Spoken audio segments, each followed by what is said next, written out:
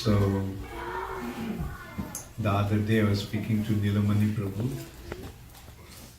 and Nilamani Prabhu just told me that for a long time I have come to Toronto, and I have to come and give a seminar. So I naturally have to comply. Now I was wondering what to speak on. And then I thought, what can be a better topic than discussing about Krishna's pastimes, especially in this very auspicious Damodar month. And also Krishna's pastimes are vast, expansive. And so I thought I'd just stick to Krishna's Vrindavan pastimes. But Prabhupada time and time again reminded us about being careful about Krishna's Vrindavan pastimes. Especially, it leads to Krishna's relationship with the gopis, which is the crux of the 10th canto, crux of Krishna's pastimes. Therefore, Prabhupada gave us a very systematic process of approaching Bhagavad Gita. What do we understand in Bhagavad Gita? In Bhagavad Gita, you get a clear understanding that Krishna is the Supreme Personality of Godhead. Especially through Srila Prabhupada's Bhaktivedanta purports. That's why it's very important that we study Bhagavad Gita very carefully as our preliminary study. Krishna himself is speaking. And when it comes to speaking about himself, we can see Krishna is hesitating. How can one blow his own trumpet? I am this, I am that. So Krishna is hesitating. Sometimes he is saying in an indirect way, Ishvaraha sarvabhutanam vriddhasya arjuna tishtati. He is not saying, I am situated in everyone's heart. In a way it is true, like when you look at it, Krishna himself is not situated in everyone's heart. Krishna's expansion as the super soul is situated in everyone's heart. But in this way we can see that Krishna is hesitating about revealing his actual identity. But still we get a clear understanding from Bhagavad Gita. From Bhagavad Gita it becomes clear that our actual identity is spiritual. We are not this material body. Although we tend to identify ourselves with this body, but our actual identity is not the body.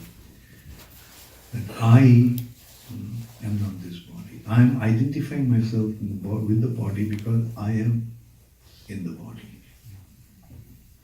And when I leave the body becomes dead. So, in this way we can see that our actual identity is spiritual. So that takes us to another aspect. Beyond this material nature, there is another reality, the spiritual reality, spiritual nature. And the characteristic of the identity of the soul has been described. And then Krishna is revealing his identity, who he is. He is the supreme spiritual personality. And then Krishna is giving us various instructions, moral, social, ethical, philosophical, all these various aspects of instructions have been given in Bhagavad Gita. But finally Krishna is making the point, surrender unto me. The goal of life is to surrender unto me. Why? Because I am the Supreme Personality of Godhead. And when you surrender unto me, then all your problems will be solved. All your problems will be solved. Aham tvam sarva papebhyo mokshayishyami. Our problems are actually papa, sinful activities. Pious activities don't create problem. Our sinful activities cause the problem. Therefore Krishna is saying, I'll deliver you from all your sinful reaction. That means your life will be free from difficulties. But then at the end he is saying, Ma Suchaha. Ma Suchaha, what's the meaning of Ma Suchaha? Don't worry. Don't worry about it. What you'll get is way beyond this becoming free from sinful reactions.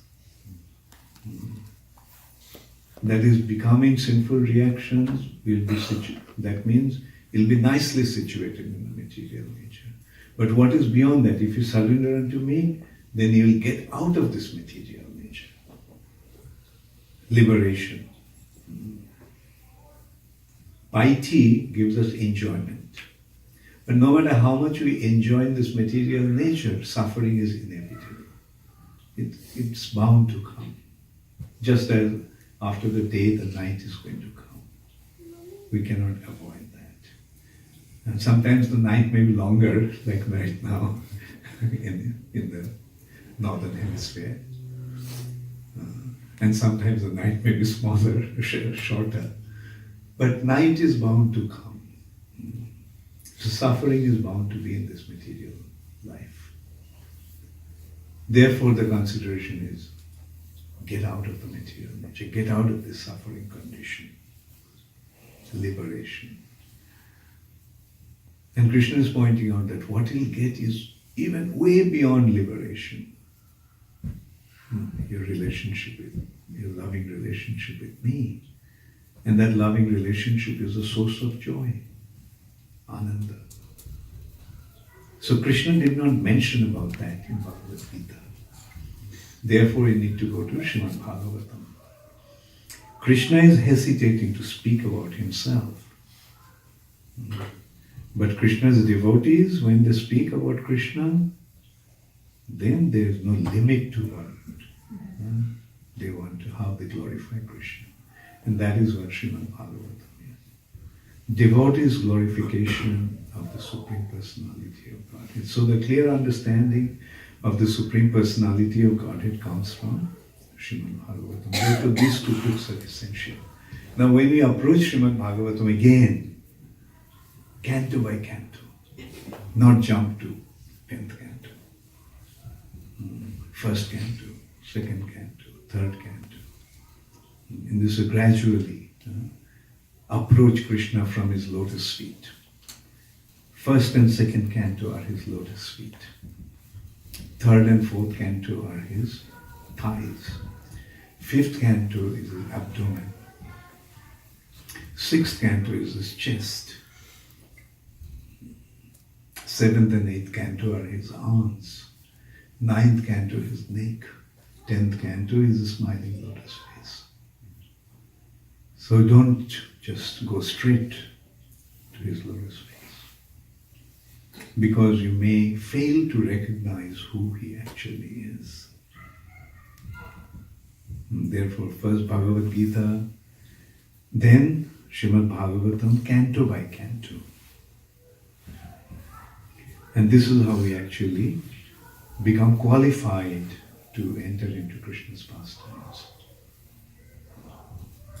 And here also we have to see, Prabhupada gave us the Krishna book.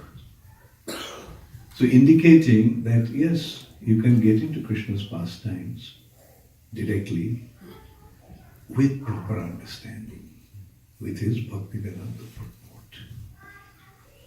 Now because the purpose of Srimad Bhagavatam is to recognize Krishna. Recognizing Krishna means recognizing Krishna in Vrindavan.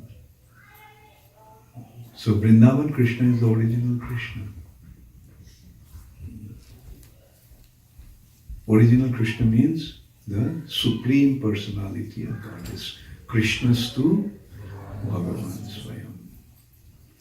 Aradha Bhagavan Brajeshwar Tanai. The Supreme Worshipable Personality of Godhead is the son of Nanda Maharaj. What does it indicate? That Supreme Personality of Godhead is the son of Vasudeva and Devaki. The original Supreme Personality of Godhead is the son of Nanda Maharaj and Mother Jashoda. Aradha Bhagavan Brajeshwar Tanai. Now, emphatically being pointed out, Tadhamo Vrindavanam. His abode is Vrindavan. Not Krishna of Mathura, not Krishna of Dwarka, not Krishna of Kurukshetra. Krishna of Vrindavan. Brajeshwar Tanai. Tadhamo Vrindavanam. So this is how, by our previous acharyas, Krishna's identity is being established. And that Supreme Personality of Godhead, Krishna, whose abode is Vrindavan, that is the Supreme Personality of Godhead from Vrindavan, he doesn't come that frequently. He doesn't come in every yuga. He comes only once in a day of Brahma. That means once in 1,000 Chaturjugas.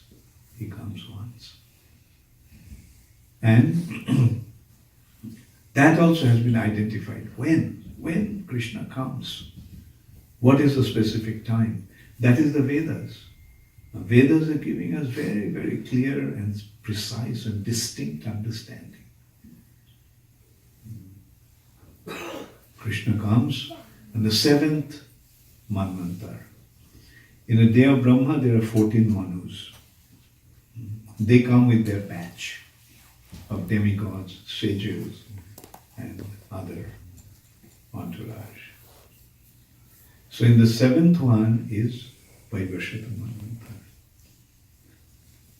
And in this 7th millennium, 7th Manvantar, on the 20 out of 71, a Manu's reign is 71 Manvantars.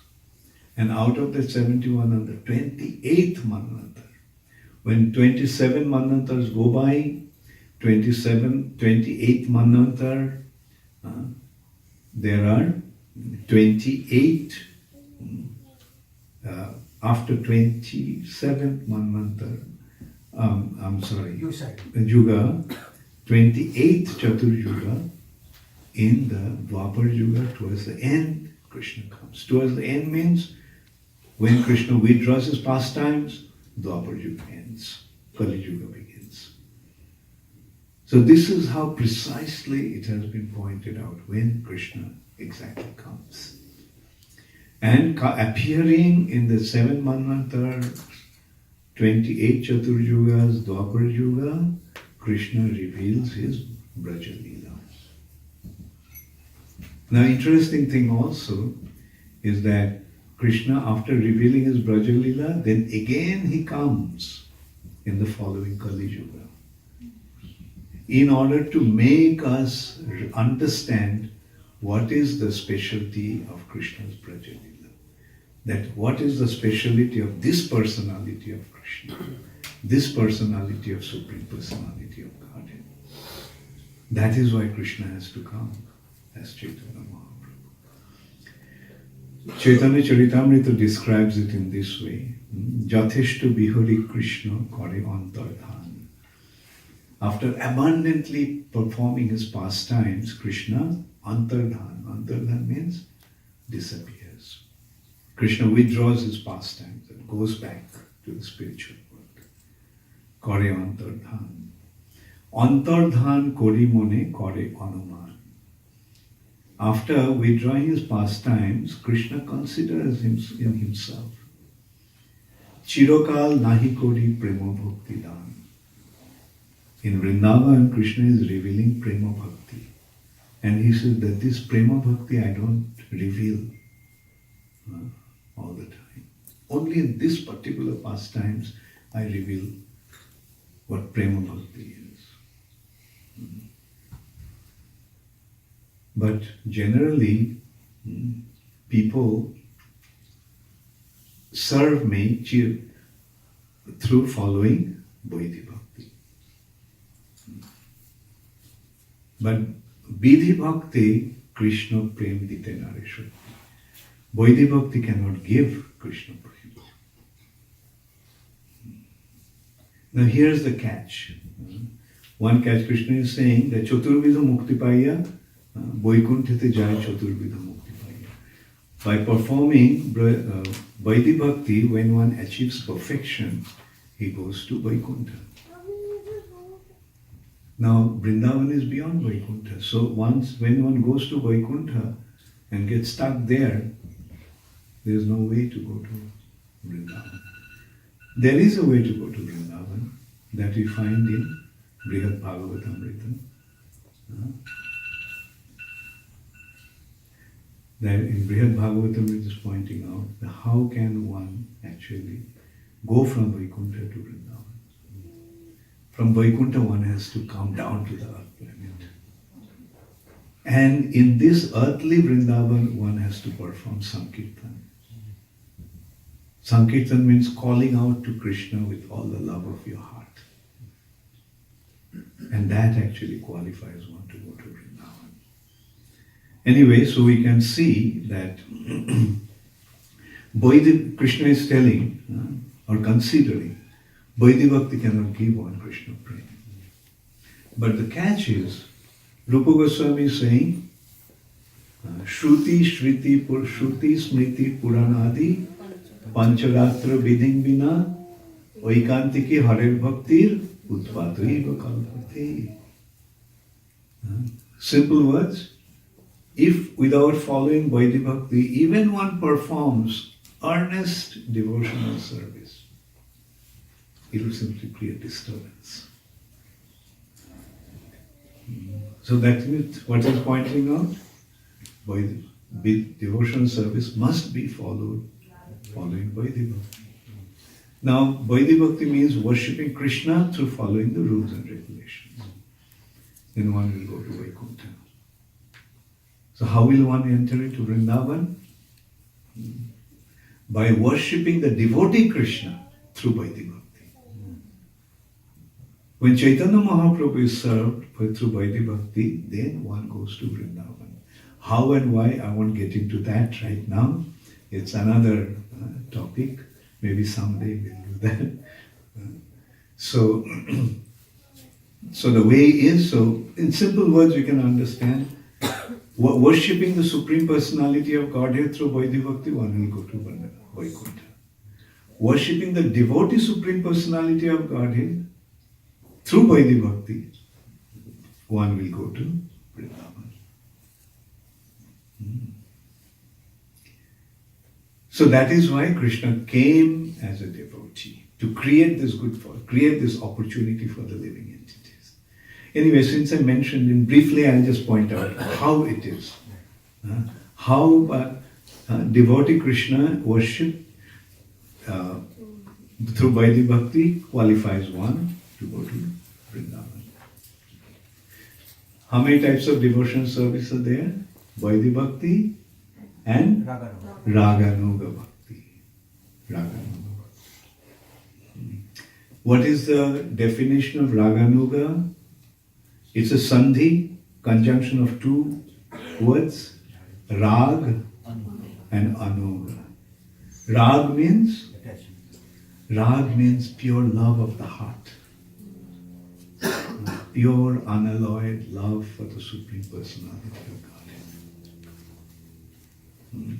Residents of Vrindavan are the Ragatmika Bhaktas. Ragatmika. All they have is simple love for Krishna, nothing else. When Krishna was kidnapped by the residents of Vrindavan from Kurukshetra, Rukmini Devi came there. And it was a big crime. As it is, kidnapping is a crime. And kidnapping the prince, can you imagine what kind of a crime it was? And the residents of Vrindavan had done that, kidnapped the prince.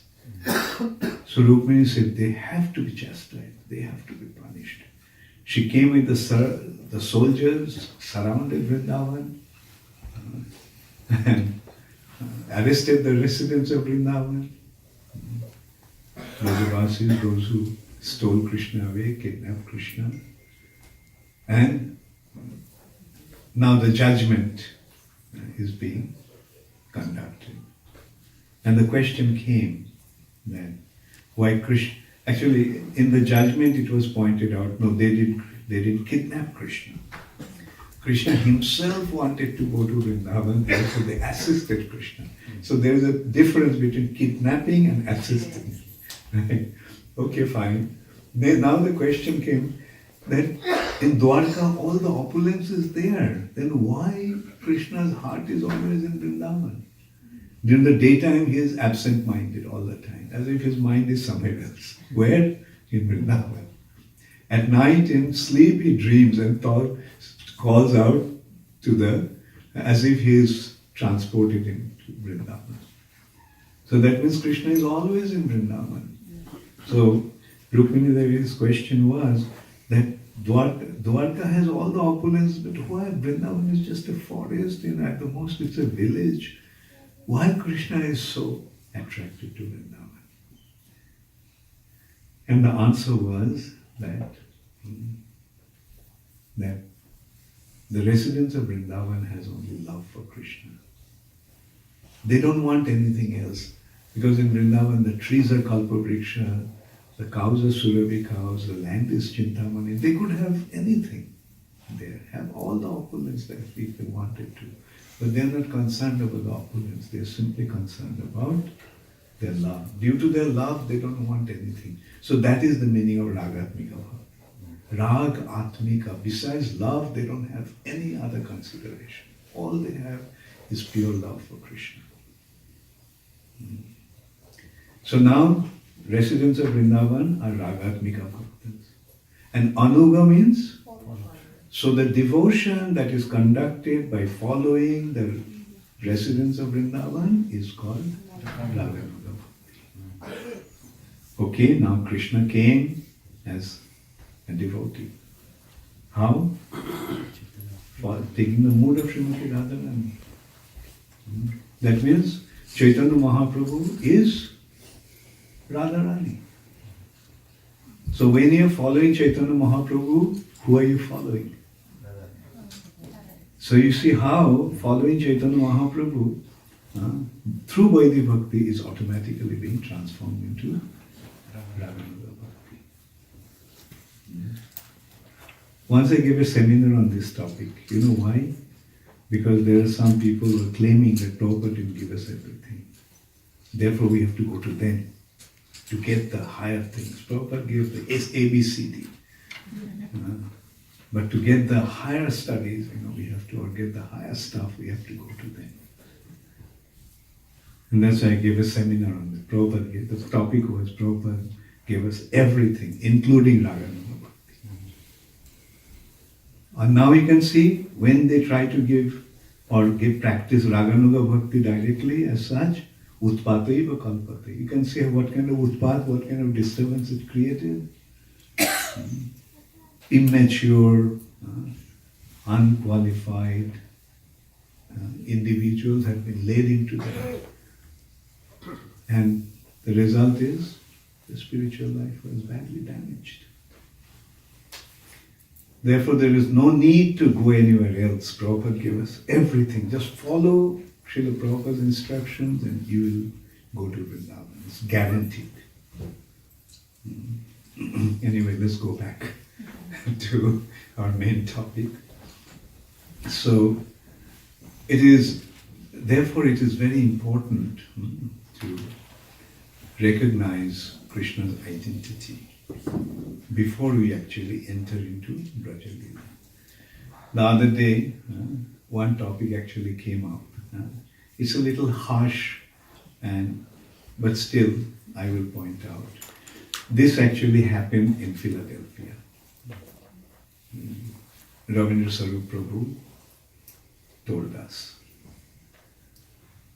There was an Indian professor in the university there.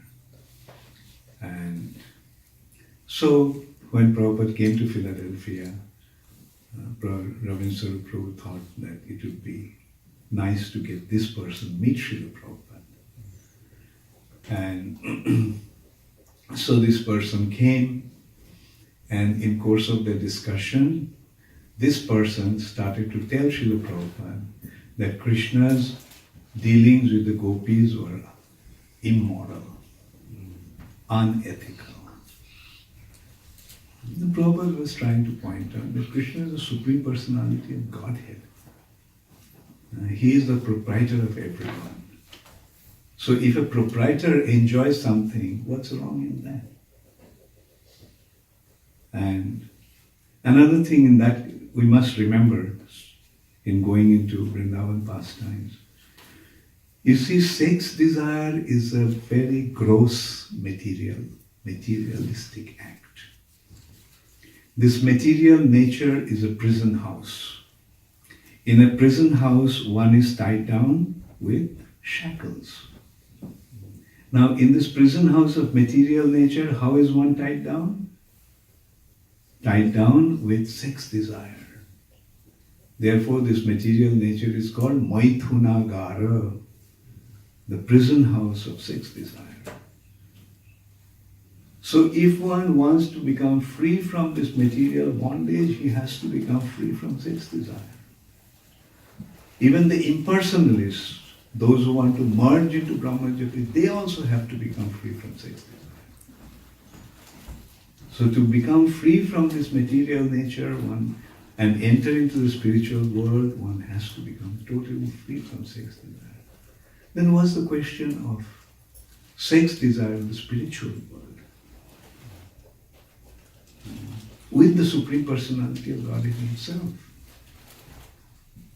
Anyway, so this person still kept on insisting that, and Prabhupada was trying to, and then finally Prabhupada became so upset, he just shouted at him.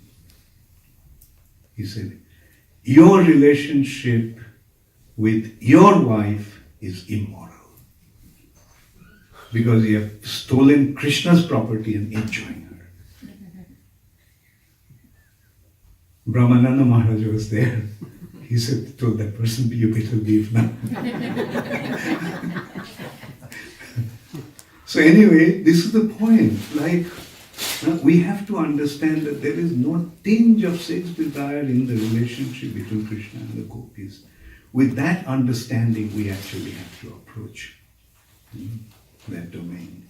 It is Krishna's pastimes. It's Krishna's pastimes. His dealings, these are the loving exchange in the highest platform. Anyway, so I just wanted to make this point clear, following Srila Prabhupada's instructions before we get into Krishna's pastimes. And Krishna's childhood pastimes are very sweet. Don't you naturally like children? They're so sweet, innocent. Even when they're mischievous, it is so nice.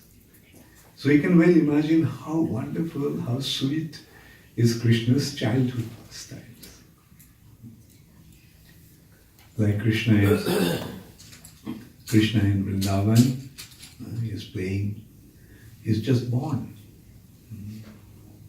And so attractive, so beautiful. So that's another thing about Krishna, he's all attractive, no matter in whichever he is. I mean, what to speak of, as a newborn baby. Even Krishna came as a fish, he's all attractive. Even when he came as a boar, he's all attractive. Even when he came as half lion, half man, he's all attractive. What to speak of the Supreme Personality of Godhead as a child? We can well imagine how attractive Krishna is. But there are individuals who are inimical towards Krishna. And that was Kamsa. Background of Kamsa: in the previous life, Kamsa was Kalnemi, a demon. During the churning of the milk ocean, to get the nectar, Kalnemi was killed by Vishnu. And he wanted to take revenge. Yeah, so he was killed, but Sukracharya had the Mrita Sanjeevani potion. Like, Mrita means dead.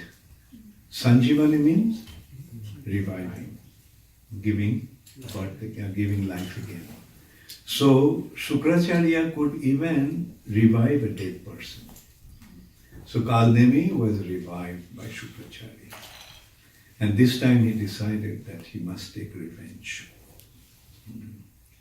So with that attitude, he went to the Vinda mountain and Mandar mountain, and he started to perform severe austerity. And then, in the next life, he was born as Kamsa, with this inimical attitude towards the Supreme Personality of Godhead. And Kamsa, during the wedding of Devaki and Vasudeva, was driving the chariot. He heard a forecast from the sky saying that Devaki's 8th child is going to kill him. And Kamsa was so cruel, so heinous, that he killed the newborn baby, one after another. 6 children were killed from Devaki. The 7th one was Balaram, and Jogamaya transplanted Balaram from Devaki's womb to Rohini's womb. Therefore he is known as Shankarshan. So and then Krishna came.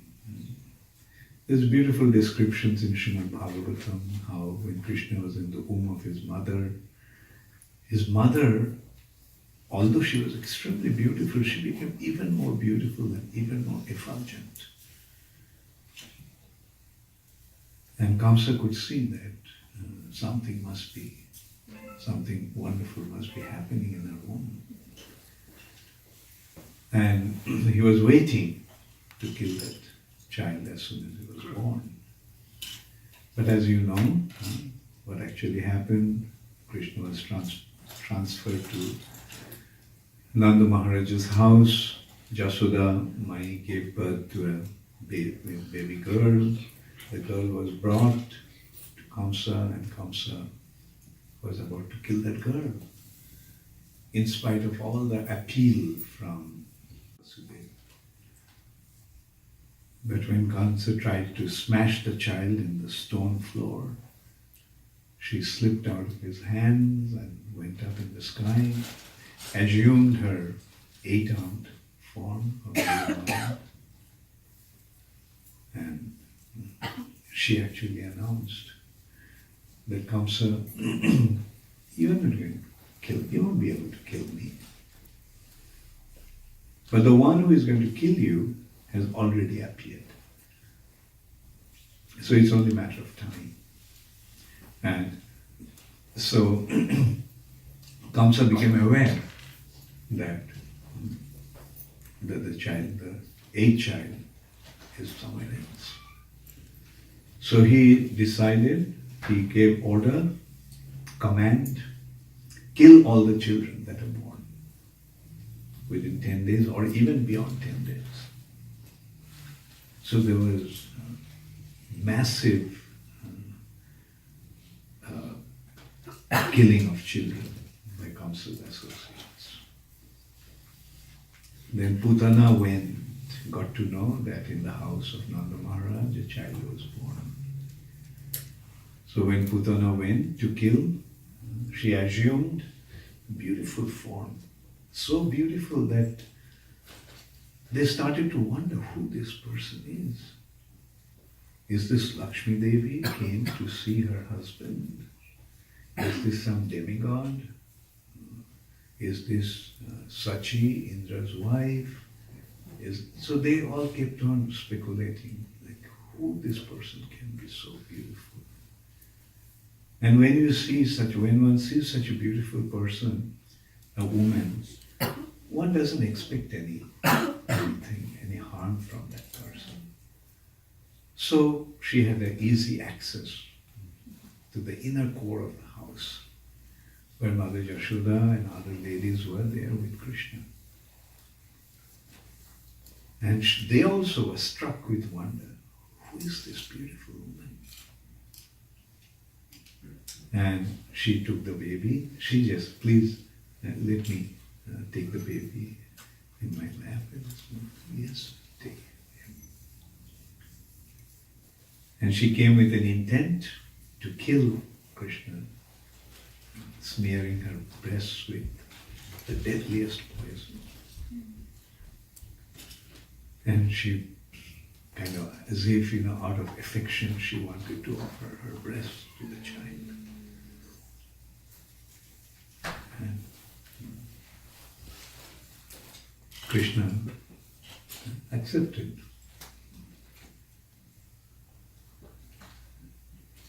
But Krishna thought, the first one that I have to kill is a woman. In Ramlila also, the first demon that Krishna Ramchandra had to kill is Tarka. So, therefore Krishna closed his eyes. He didn't want to see her face. And while sucking her breast, Krishna sucked her life here. Now Putana, screaming, ran out of the house, assumed her original gigantic form of a demoness, Rakshasi, and crying, let me go, let me go. But Krishna was just hanging on to her breast. Krishna made her run out of the city, out of the village, because there was a consideration that if she falls, her huge, gigantic body would damage many houses and kill many people. So that Krishna made her run out of the village, went to the field, and there she fell.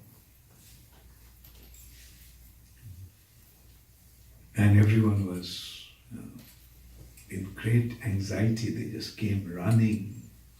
What happened? What happened to the child?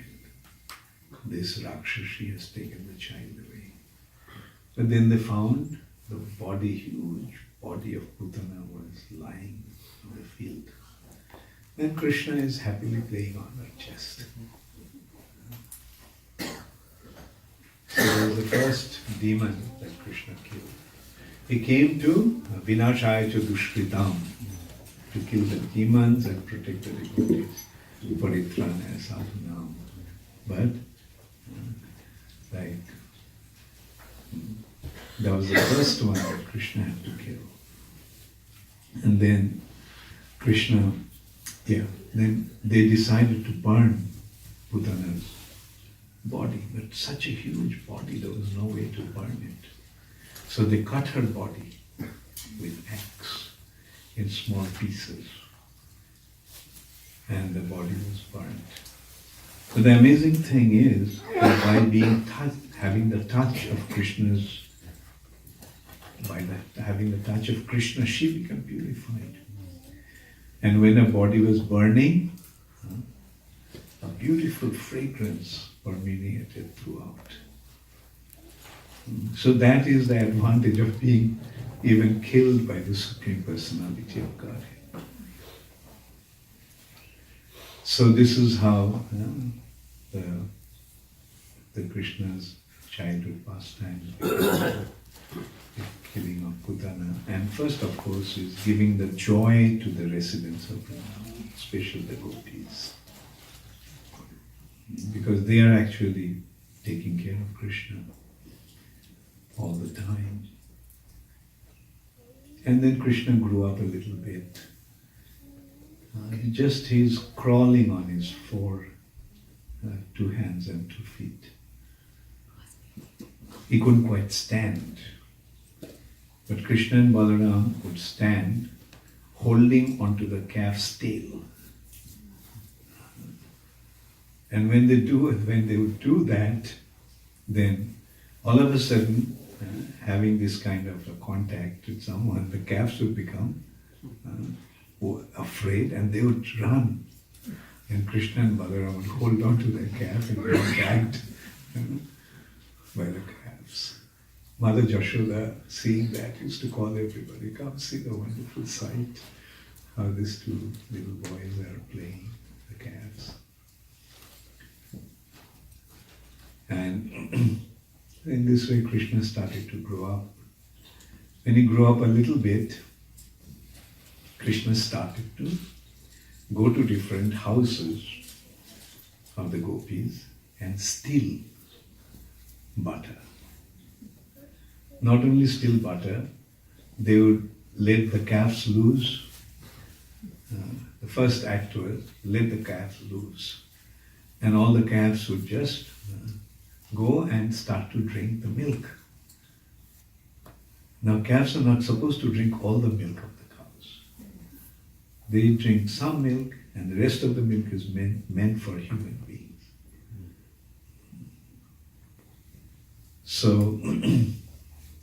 But these calves would just drink all the milk. And the gopis would come and complain, look, Krishna did that, with Balaram and other children.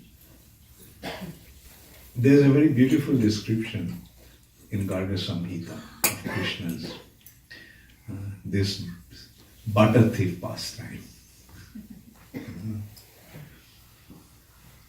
One day, one gopi, Mother Jashoda's friend,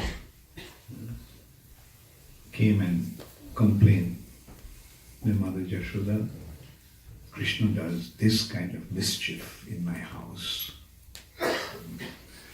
He comes with all his friends and they climb on top of the other, reach the butter pots, lower the butter pots, eat the butter, and then when they become full, then they feed the butter to the monkeys. When the monkeys also become full, they would say that this butter is so useless that even the monkeys don't want to eat it. And saying that they would break all the pots. And then they would go and pinch my sleeping child. And when he would wake up crying, they would run away. So Mother Jashoda said, but Krishna was with me all the time. Gopi said, am I lying? Do you think I'm lying? Mother Jashoda said, no, I'm not implying that. I'm saying that at that time Krishna was with me all the time. So when he did that, Gopi said, fine, I will. Next time he goes there, I'll catch him and bring him to you. Then I'll probably believe me. Mother Jashoda quietly said, okay, yeah, please do that. So then one day Krishna came to that house of the gopi. The gopi was waiting. So Krishna came, did all that, let the calves loose, entered into the house, climbed onto each other's back, lowered the pots, ate the butter, fed the monkeys, and when the monkeys would not eat anymore, they saying that this butter is so bad that even the monkeys don't want to eat it, and saying that they broke the pots and woke up the sleeping child, pinching the child. And when the child started to cry, suddenly being pinched like that in his sleep, so they were just laughing, they were running out of the house. The gopi called Krishna. Said, okay, now I caught you. Come, I'll take you to your mother. Krishna started to plead, please, don't take me to my mother.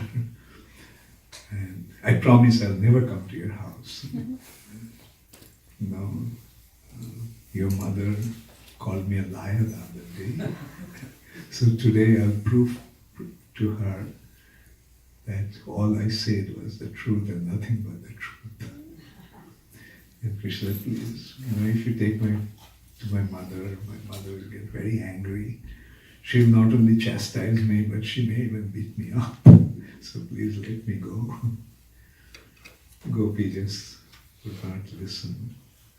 Picked Krishna up on her shoulder, on her back, carried Krishna to Mother Yashoda. Said, see, do you believe me this time? What I told you the other day was the truth and nothing but the truth. Mother Yashoda started to laugh. I caught him red-handed, I brought him to you, and other day you denied that you said that your son couldn't do all that things. And now that I brought him to you, you are laughing. What's the matter with you, Yashoda? My Yashoda said, see who you brought. She looked up, she is carrying her own son. She couldn't understand what happened. She could still hear Krishna's voice ringing in her ears. Please let me go. I promise I'll never come to your house.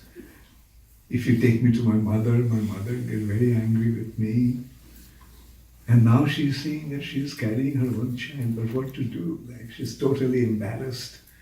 With a heavy heart and drooping head, she just started to walk towards the house. Then all of a sudden she heard someone laughing. It's Krishna again. And she just started to tell Krishna, you're such a rascal. I took you to your mother and you became my son. Krishna said, I had to do something in self-defense.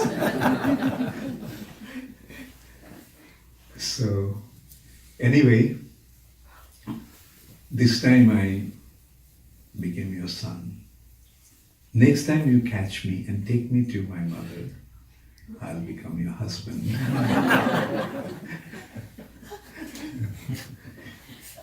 So, iti driksha lilabhir ananda kunde shaghosham nimajjantam. In this way, performing his pastimes, Krishna drowns his devotees in an ocean of ecstasy. That is the purpose of his pastimes. Through his pastimes, he himself enjoys and he makes his devotees also enjoy. The main purpose of his pastimes is actually to give pleasure to his devotees. Prabhupada pointed out that killing the demons is not really a big thing. Krishna doesn't really come to kill the demons. He could kill the demons by so many other means. And even Krishna himself doesn't kill the demons. It is Vishnu in Krishna that kills the demons, because Krishna's business is not to kill the demons. That's, some Krishna's purpose is simply to enjoy. Therefore Krishna is Leelamai. Krishna is Leela Purushottam. Therefore we must understand that all that Krishna does is simply to give pleasure to his devotees. All his pastimes. And the demons are there because that's also another aspect of giving pleasure, giving delight. In a way, Krishna's pastimes can be considered like a drama. Do you know what makes a good drama? A good drama must have a few features. One feature of a good drama is conflict. Because So a drama must have, along with the hero, there must be a villain. And there is a conflict between the villain and the demon. I mean, the villain and the hero. And when that happens, what does it do? It creates excitement. So here comes the 7 secondary mellows. The 5 principal mellows, Santa, Dasya, Sakha, Vatsalya and Madhur. So these are sthai bhav. Those mellows are constant. Like individuals are situated in this mellow. Some is as a friend will always be a friend. Some is parents will always be parents, and so forth. But the 7 secondary mellows, they actually churn the emotions. Those 7 secondary mellows are hashya, humor, adbhut, wonder, surprise, veera, chivalry, rodra, anger, bibhatsa, frightened, bibhatsa, ghastly, bhayanak, frightening, karun, pathos. So, in this way, like a good drama must have this combination of these things that actually churn our emotions. Like one aspect is, one principal aspect of drama is conflict. There must be a hero and a villain and heroine. Now see, with the heroine in the center, villain is acting. And that is causing a conflict between the hero and the villain. And eventually what happens? The hero beats up the villain. How do you feel when you see that the villain is getting beaten up?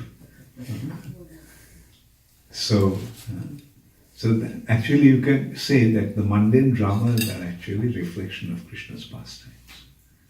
Krishna's pastimes are the perfect drama in that sense. Krishna is acting like it. And all they are, those who are playing in those roles, they're Krishna's associates actually. Even the villains are Krishna's associates. Example, when a king enacts a drama, in the drama there will be different characters. Now who will play in those dramas? Just Tom, Dick and Harry? No. The king's men will play different roles. Therefore, in this drama or in Krishna's pastimes, different associates of Krishna actually play different roles. And after, when the actors and actresses play their role very nicely, what does the king do? King rewards them.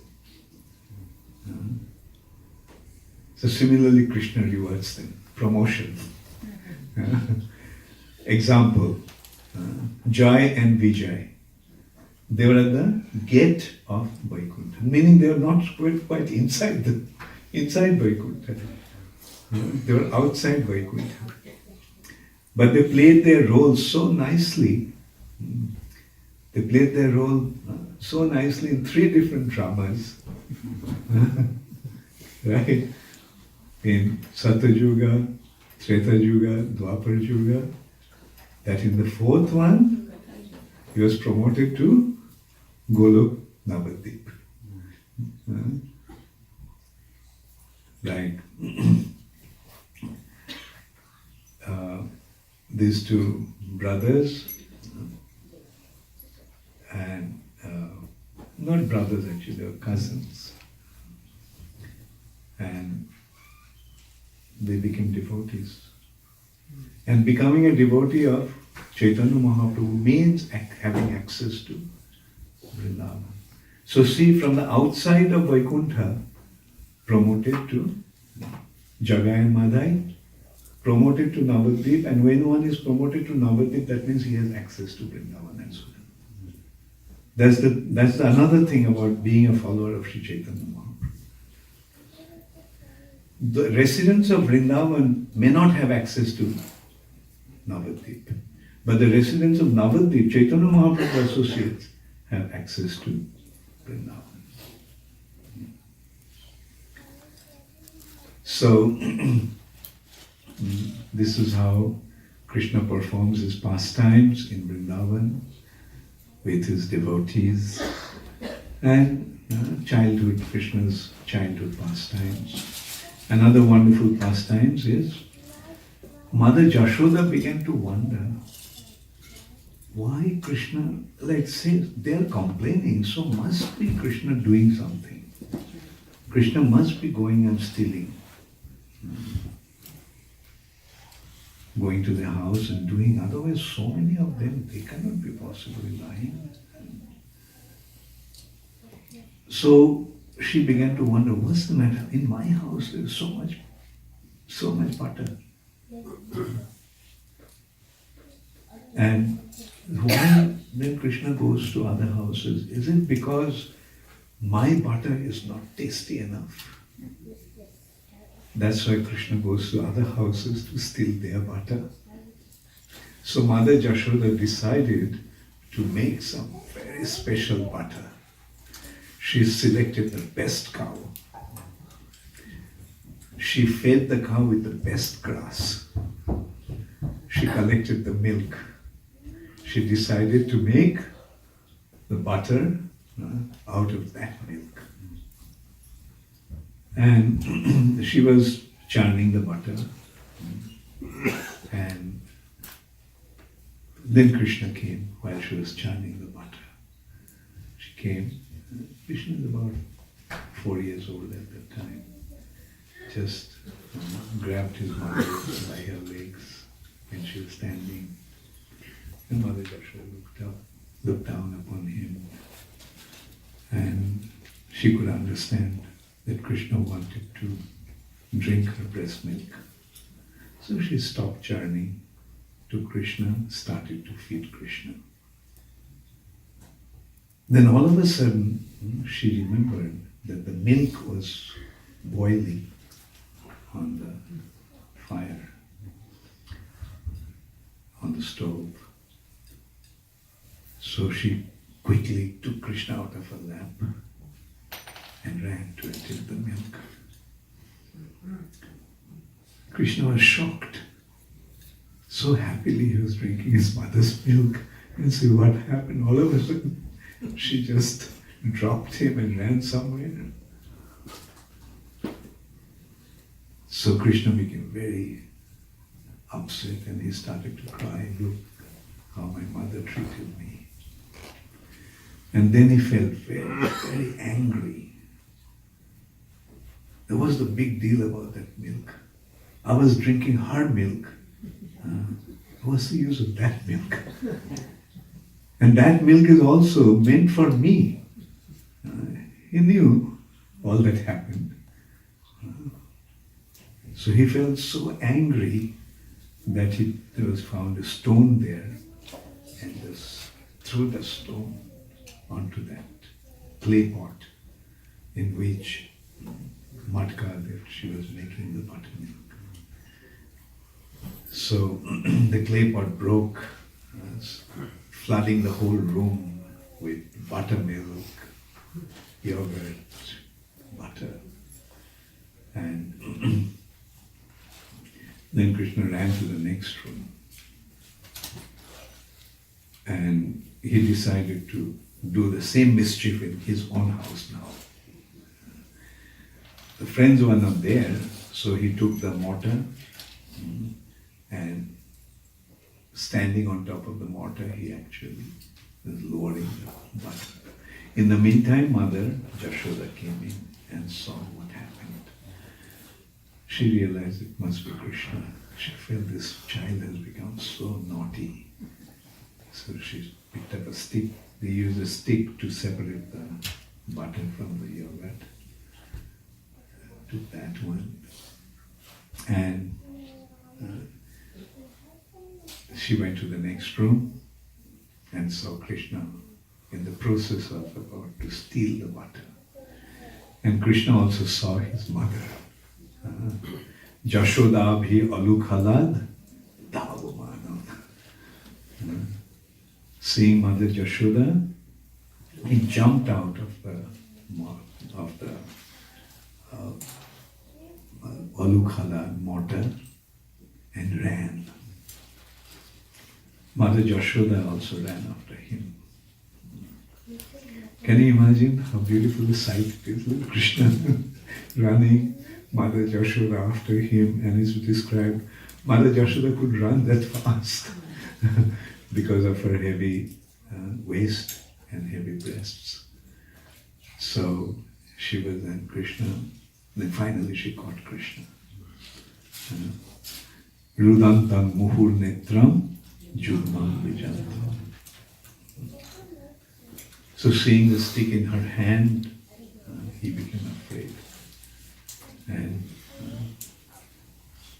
shatanka netram, with the frightened eyes, he started to look at Mother Yashoda. And with the back of his hands, he started to wipe the tears. Rudantam muhur netram jugmam vijantam. Karam bhoja jugmena shatanka netram. Started to wipe the tears from his frightened eyes.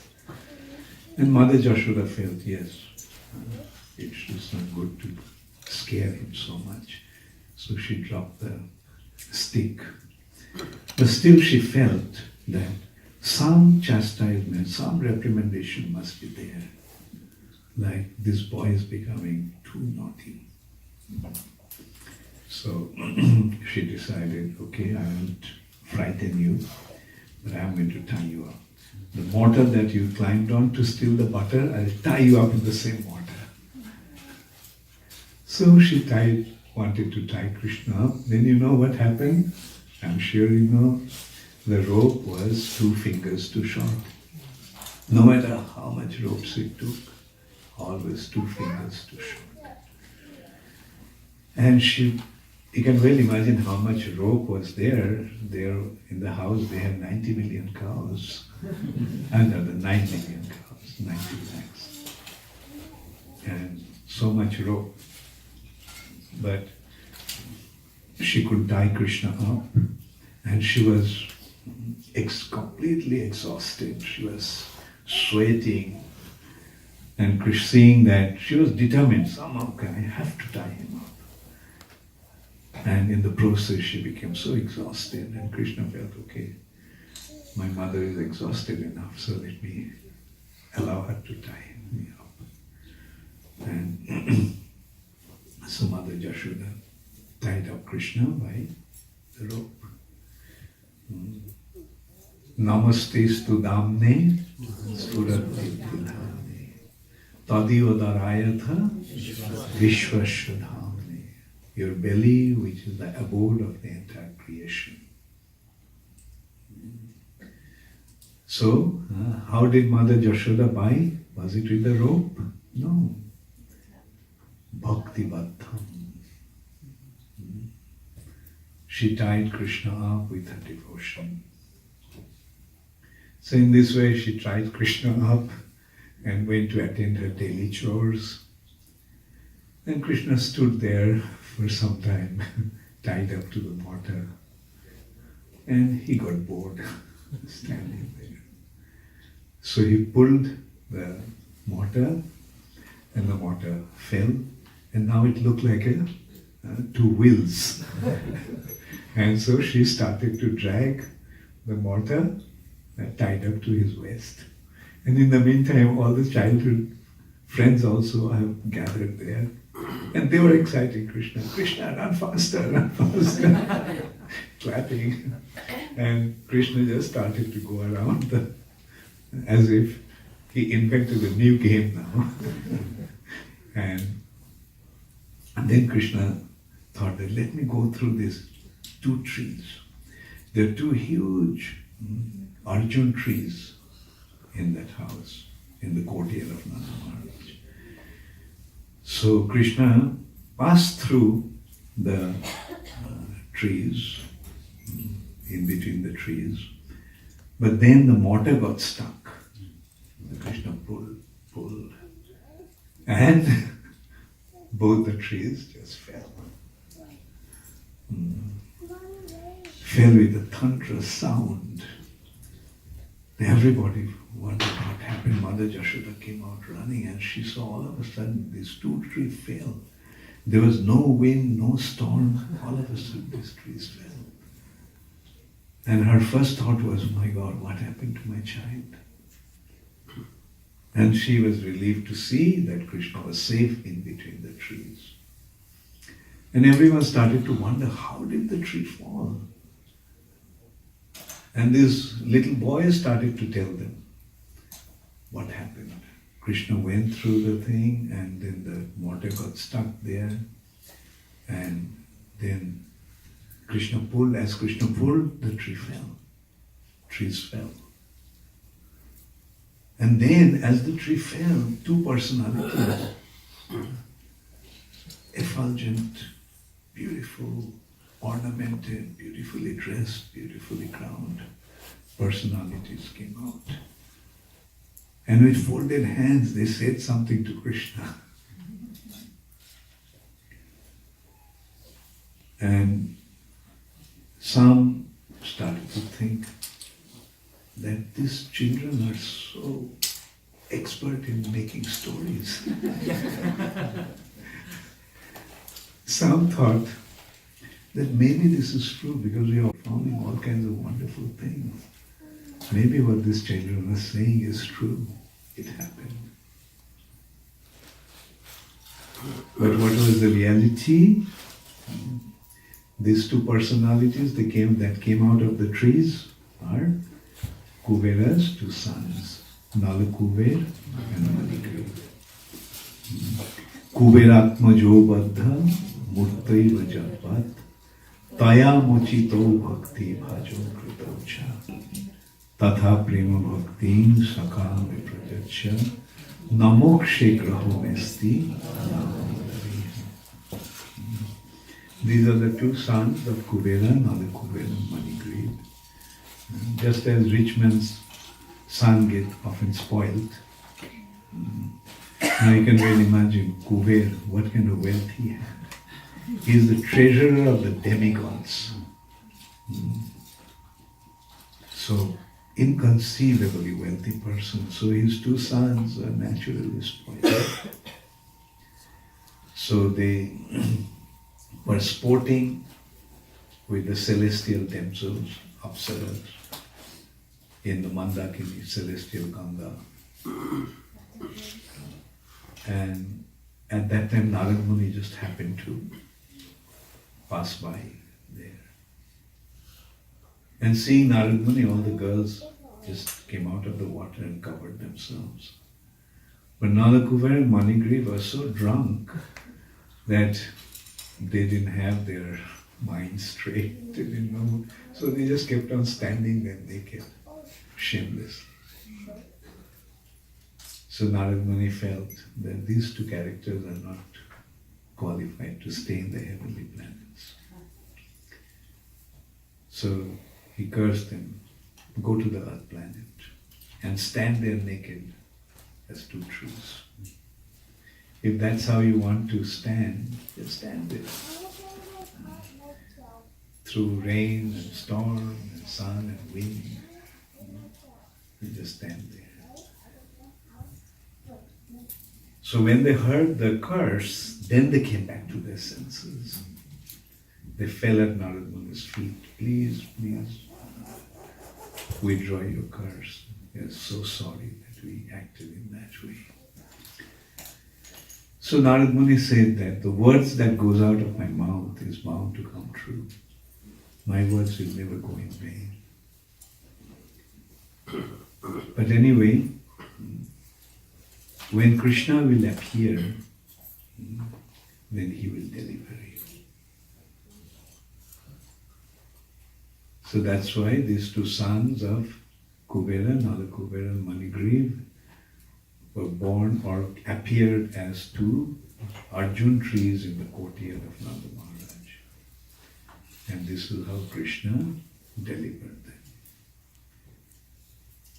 Kuberatmajo baddha murte vrajapa taya mochito. Please deliver me also in the same way. Taya mochito, and offer me bhakti bhaju. Tatha prema bhakti shakami prajachya. So this way we can see the curse of a devotee also becomes a benediction in the long run. Although they were cursed by Narad Muni, but the reward was that they got Krishna prema bhakti. That also led to another pastime. Krishna, Balaram and other boys were playing. Then Balaram came and reported to Mother Yashoda, you know, Mommy, Mother, Krishna had been eating dirt and mud today. Then Mother Yashoda, then Krishna said, Mother, that's a lie, I didn't do that. Balaram said that, okay, ask everybody. All this, they were witnesses. Actually, they all got upset with me and they packed together to complain to you. I didn't eat the mud. So Mother Yashoda said, okay, let me see. Open your mouth.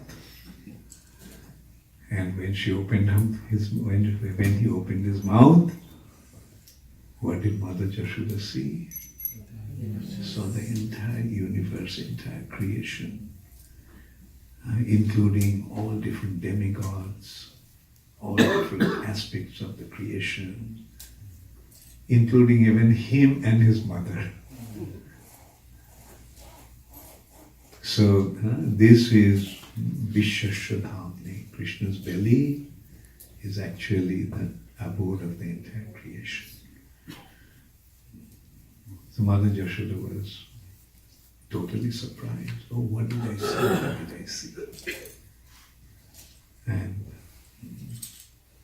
But then again, Yogamaya overwhelmed her, and she came back with him, and as if she forgot everything that she saw in Krishna's mouth, and started to treat Krishna. So in this way, Krishna performed his childhood pastimes, Bala Lila, childhood pastimes, Bala Lila, from the age 1 to 5.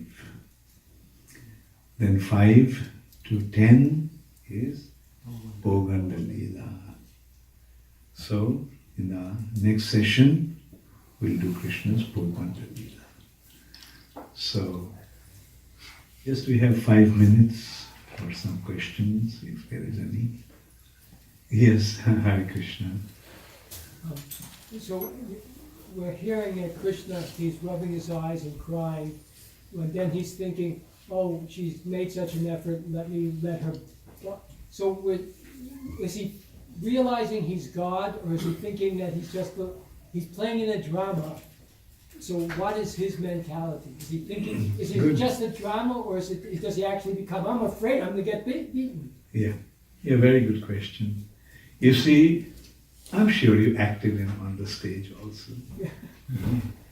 You know, a requirement of a good actor is that he has to become that character and totally forget himself, right? So that's how Krishna is playing his pastimes. He's the best actor also. And he is so much so that he becomes so much that character that he forgets himself. And there, behind that, there's a direction of a good director that makes the actor to forget, right? And the director is Yogamaya. So Yogamaya makes Krishna forget that he is the Supreme Personality of Godhead, and that enables him to become the role that he is playing. And yet sometimes he'll remember under the direction. Right? Yeah. Now I'll let it. She can't bind me, but now I'll let her bind me. Right. Yeah. Thank you. So I'll end now this session, and the next session will be from 5 to 7. So there's a 1 hour break. Okay, thank you all very much. Hare Krishna. All glories to Shri